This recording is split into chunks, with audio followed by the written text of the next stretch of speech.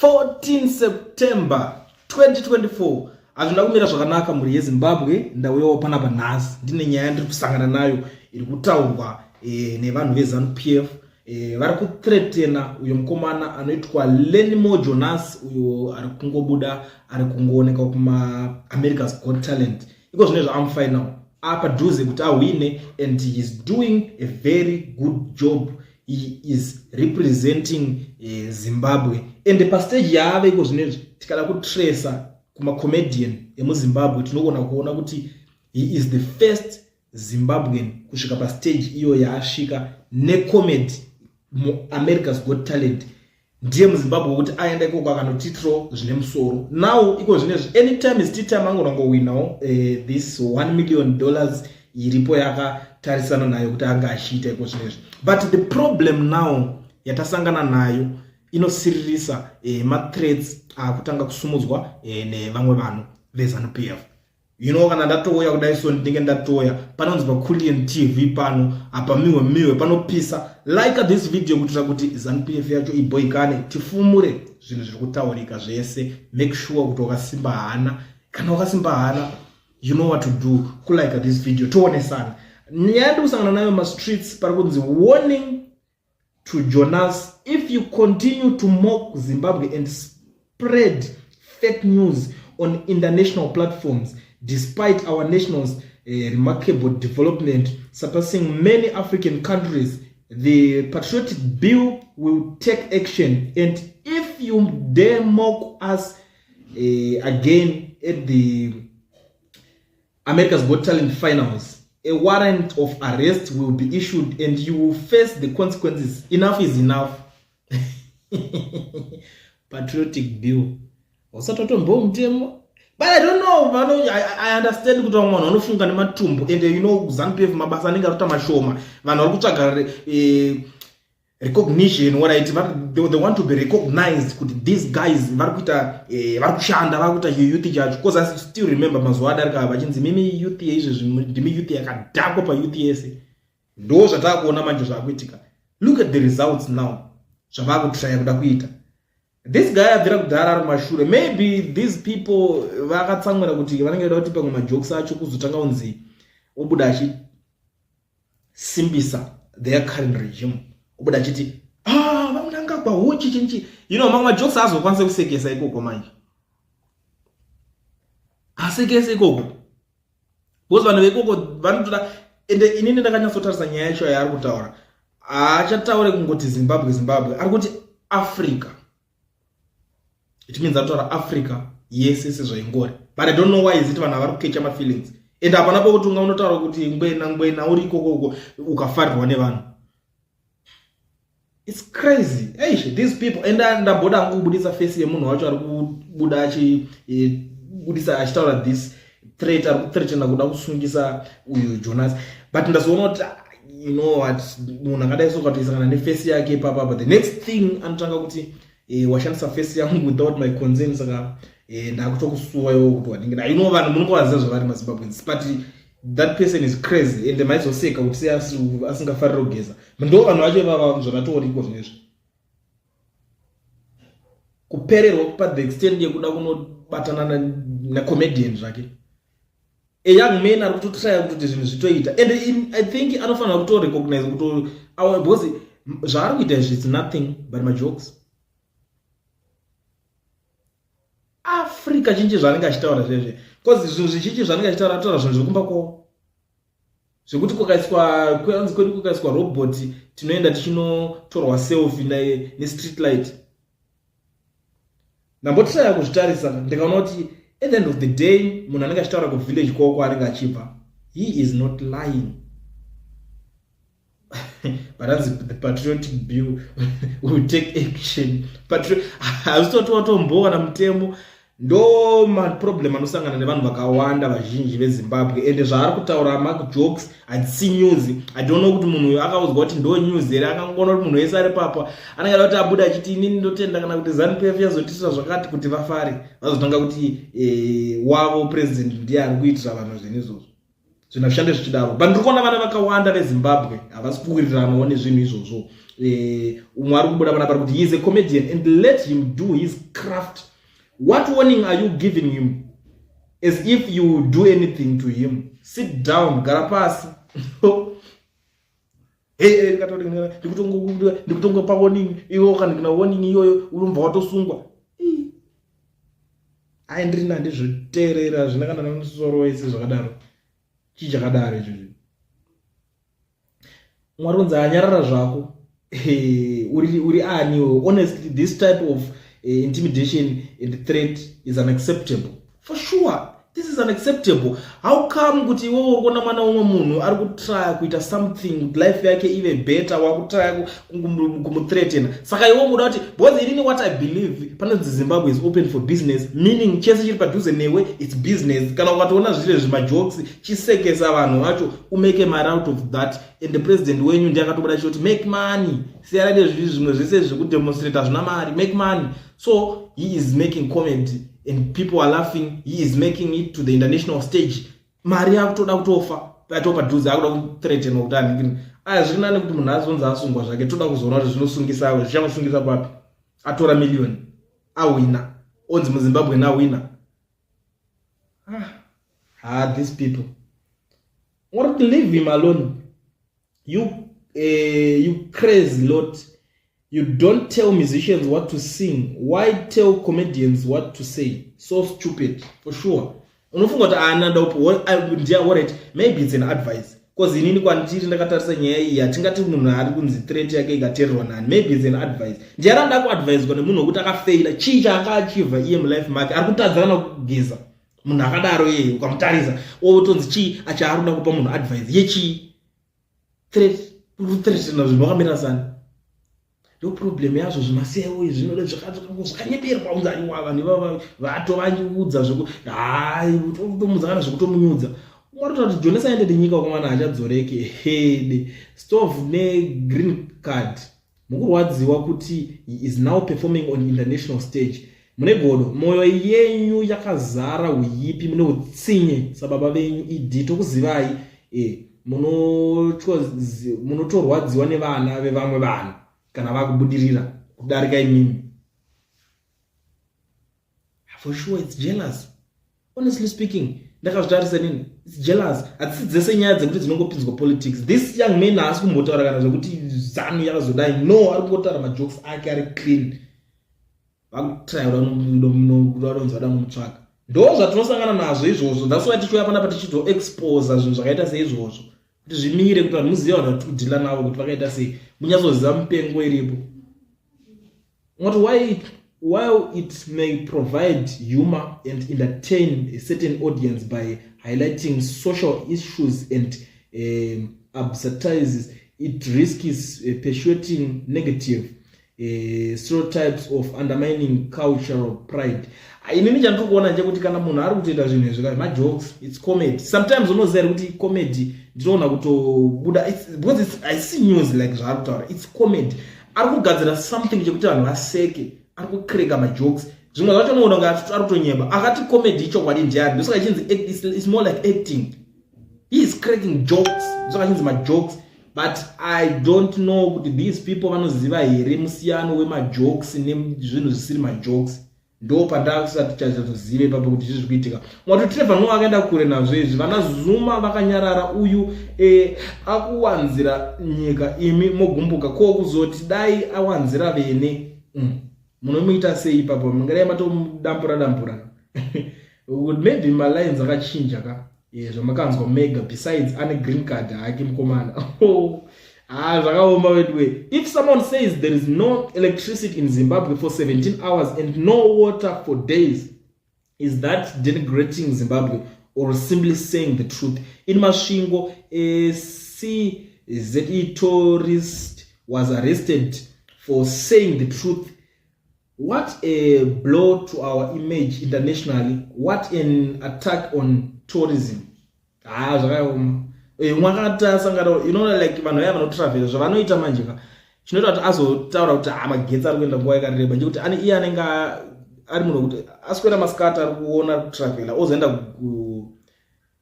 logic anenge achienda kuzoti azonorara atiti kana kuti BNB whatever kwaanenge atari kuenda kunorara vanenge vachida kuzochajawo madevices avo vanenge vanawo semunhu anenge atravela ndo paari kuzosvika obva aona kuti yezvo ndakutoti ndichirestawo zvinhu zvangu zvichichaja magetsi acho hakuna futi saka ndikuite kuno kwandinototi ndopedzera ndatowo murima so ndo paanozokubudisa kuti ndikuona kunge ari kuenda vakatraya kumutora vamusunga but vakazongomusiya cause zvinhu zvacho zvikazongoonekwa kunzi magetsi kwakusina chakati kwakusina saka muri kuti anyeba chii. It's funny, it's crazy already. Mwari kuti he will not be arrested. Stop thinking you have so much power uchityisa vanhu pano kumira padhuze namambo hazvireve kuti ndiwe wava mambo wacho ungoriwo mushandi. Exactly haumire pavanhu obva utanga kuteretena iwe ungoriwo mushandi. These guys anenge ambori chii iye pachake. Zvakaoma wedwe. What you guys spoil everything and want to practice everything. It's comedy. I don't find him funny, so I just don't watch his stuff, but I wish him well. The patriotic bill should actually protect the man who is the first Zimbabwean comedian to go global. Exactly. Ndiye anenge ane dzinoringe dzinotishande. It doesn't mean kuti kana uchinge unzi uri comedian uri kunakidza munhu wese. Ukaona kuti this guy asvika kustage yave nenyaya yekuti akagona kugadzira majokes anosekesa vanhu vane mari, not maZimbabweans. No. Mimi chero mune mari maZimbabweans makaomera nemari dzenyu. This young man ndobva angodecide kuti let me go kwandichaenda ikoko America's Got Talent ndobva vasvika vama accepta iko zvinezvo ato kumberi vasinganakidzwe naye vataura kuti inini zvangu I wish him well but andingoone zvinhu zvake so kusafarira munhu andaisi mhosva kuti wobva wasvika pa the extent yekuti urwadziwa nemunhu utoti ari kutodaiso nyika yedu wakuda mutsvagira tunyaya pani pauda kuonekwa kuti munyondo uchirimo hero munyondo inenge yakadhomoka inenge yakadhubuka ndo type yavamwe vanhu vatiri kusangana nawo maproblems chaiwo ekutoti vana vazhinji vari kusafa matalents ari kufa every day because of vanhu vanobuda vachinyembedzera kuda kuziva zvinhu threatena vana vanhu zvozodii mangwana umwe ari kutiwo ayonyarara mhaniyo udati aswere achinanzva chichiyana idzi iye he is a comedian for cry out loud you will do absolutely nothing akutora cash and following his career kwete kuswera muchikuza maminister aenda mumunda bakaoma cause inini what I believe akanzi atora mari iyoyo career yake yatoitapo imimi wokuside kwenyu kueconomy kunzi kunetsa yakadididi makutodedzera kuti -1 ende kuti minus iye chete ane vakewo vachazviso mudhuze because million USD it's a lot of money kuti munhu anogona kuita something big zvokuti zvinokwanisa kutoita se kutobatsira iye career yato pa next stage zvinhu zvokuti zvinokwanisa kutoita se kutoheupa iye kuti atogrowa chaiko kutonzi atoenda mberi you see. Saka inini zvokuti mobva mati munhu wacho mauda kutomata mauda tango buda kuti vanhu varamba vangotenderera musociety vachikuomberai huchi murume wedu uyu anotitungamira huchi. Not everyone anokwanisa kuita izvozvo vanhu vari kutsvaga maopportunities avo siye vatsvagi hatidi zvinhu zvakadaro akomanaka ma1 Classics 263 is connecting him for raising the Zim flag high rimwe ndo parinoisa marudzi. Exactly ndo zvinhu zvacho kutaura ngato zvese because he is cranking jokes kana mumangu rwadziwa nokuti munhu ari kukreka majokes mapresident ekuamerica vanoitwa sei ana Zuma vaitwa sei corruption after corruption vachiexposwa zvaitanga roexposwa but people were making funny ubva vaseka kona vanhu vari kuseka it means izvo zvacho ndezvechokwadi kana muchinge mubvunga ndezvechokwadi but vanhu vane dzinoshanda mungoziva kuti this is comedy ndiona kuyandika kurosta kuti mukuona uyu akadhakwira pakati but it's a comedy unofanira kunge sense of humor usingafarire munhu just leave him alone and let him do his stuff in peace simple and straightforward kwete kuswera muchiitira vanhu zvinhu zvakadaro mwari kuti gara pasi iwe ubhize mazidziwayo I remember mfana imimi muchichikidzira vanhu paX takazomboti taona people behind the handles so shameless sit down bhadharwa kuti chikidzira. But this time around tinenge taane fearless generation iko zvinhu zvanonga achikutya wacho ndiani kana kuteerera zvekupenga zvezviwirira. Mwari kuti what if we differ on what we consider as development? Most of you vashandi, you have not witnessed or seen development. Mwari kuti mupengo uyu mwari kuti aiwa pamapenga mwari kuti he is busy carrying the flag and mukutokecha mafeelings. Exactly, because at the end of the day panongonzi Lenimo Jonas from Zimbabwe awina America's Got Talent. Simple, mese mangu to celebrate. And then mangwana kungomirira kuti congratulations our own. Munhu panenge sunga na struggles iwayo unongone pfungwa dzekudzokera kumashure dzakareverse. Instead of kuti mutogara pasi mutoudzana kuti mukomana uyu kwa paasvika atomfinal. Anditi mototaura pamwe chete nehurumende yenyu kuti paasvika ipapapo tambotrial kana kutompusha ndozvo zvotonga zvichitoburiswa kuma national television enyu kuno kuninga pakati vanhu please muvhotera ari kuvhoterwa apa. Hauzvione zvichiitwa zvinhu zvakadaro izvozvo. I don't know why. Machefs acho nevamwe vanofanira kutogara pasi kuti this young man muri kuona paasvika apa chero zvazvo zvikazonzi azotadza kuwina ngatimuitirawo something. Let's do something for him. Simple. Let's do something for him. Career yake yacho chichiri kunyanyoleka kuti aramba achiita se achingoenda kumberi zvatopera kwete kuti mototanga atomudhonza. Zvanditira fana anzi patriotic bill. Aya zveZimbabwe izinika mahwani. Mwari kuti amen, but I just feel that you are just an attention seeker. Whatever he says was just general and there is no political connection in his joke, unless the issue of African dogs not on a spoil is political. Maybe we interpret things so differently. I think I'm doing when you're ngavaende kana achi perform kudaso. Because I'm not from what this guy, I understand any more jokes I am kumashure kumugachira kuZimbabwe achitaura kuti dead BC whatever zvinhu zvaitaura izvozvo hazvina kana futi chekuita nepolitics, but ukuku hazvizvo zvinhu zvaenda unotaura, but they are afraid now kuti what more akazononyatsoonogadzirisa majokes aya pesira what more akazonoda izvo zvakangooma wedu zvakaoma.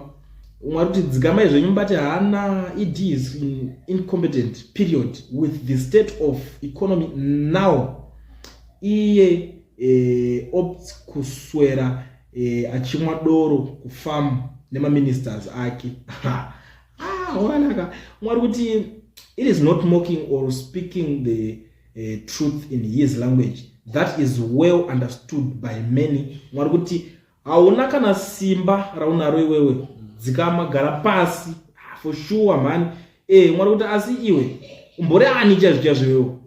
How and why are you showing your ignorance of comedy unless it suits a certain narrative? Uyu haasi uya ka anongotedzera kuti id achingoita kunge anopenga and not focusing on his career. Siyana na Jonas and focus on your 2030 notion.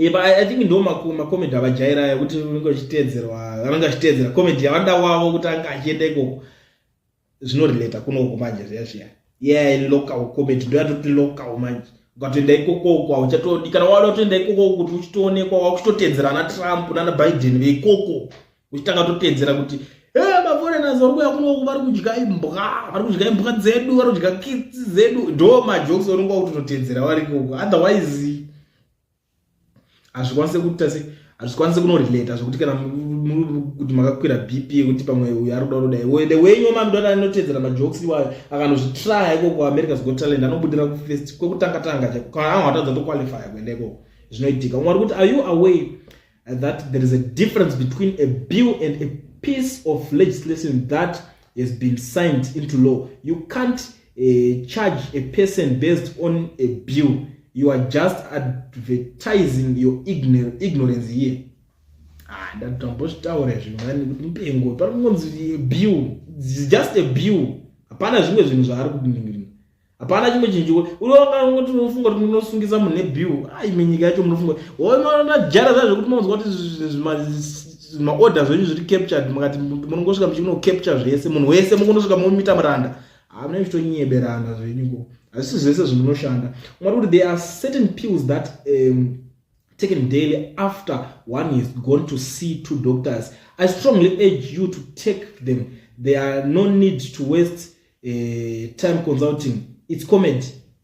It offends you, then the joke is not far from the truth. Simple and straightforward. 99% of a joke is truth.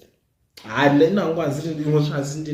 anyway, they are threatening this young man kuti iwewe ukangoita any joke because you need to find out ukusvika takatokurwera warrant of arrest. I don't know kuti masimba acho arimuona kupi. I don't know kuti ZANU-PF yacho yese ndo zvairi kurongawo here about this young man, because ukazonzwawo zvimwe zvinhu zvakubuda, they can't be smoke without fire. Anogona kunga zvinzwawo samumwe zvichitaurwawo nemamwe mabhosi ake but mira tibva tangorotomoka nyaya iwe. Vanhu vacho ndo zvavangoti vanogara vachida kutraya kuda kufadza vakuru vavo.